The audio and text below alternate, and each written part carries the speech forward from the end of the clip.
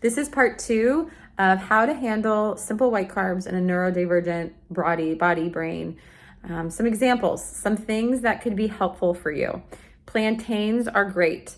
Saltine white crackers are great. And there's a lot, the Kaiser diet really tries to pull out the food dyes. And I think there's some validity in that. And so that's going to be up to you as the parent to figure out what is best for your kiddo.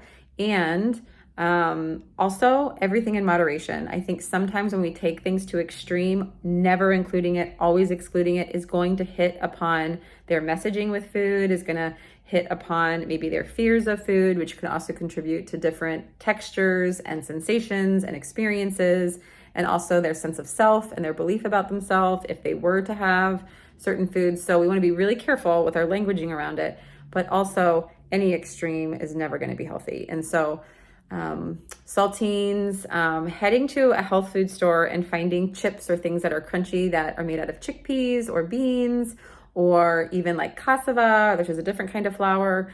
And so it is going to be harder to access, and it is going to be an increase in price.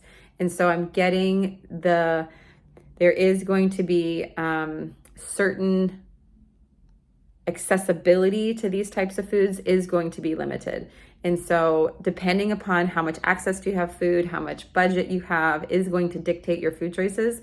But think if you had someone who had a stomach ache or a belly ache, and you're going to give them simple carbohydrates to just make sure that they're staying enough healthy, white toast, white bread, crackers, potatoes, these types of things can really provide enough energy for the brain to feel a little bit better in their body and not feel so drained.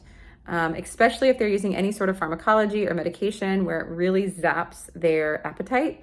Using these types of foods multiple times throughout the day without too much framework is going to help their body feel nourished from a biological standpoint, and maybe let go of some of the values that their diet doesn't exactly look like what a neurotypical would need.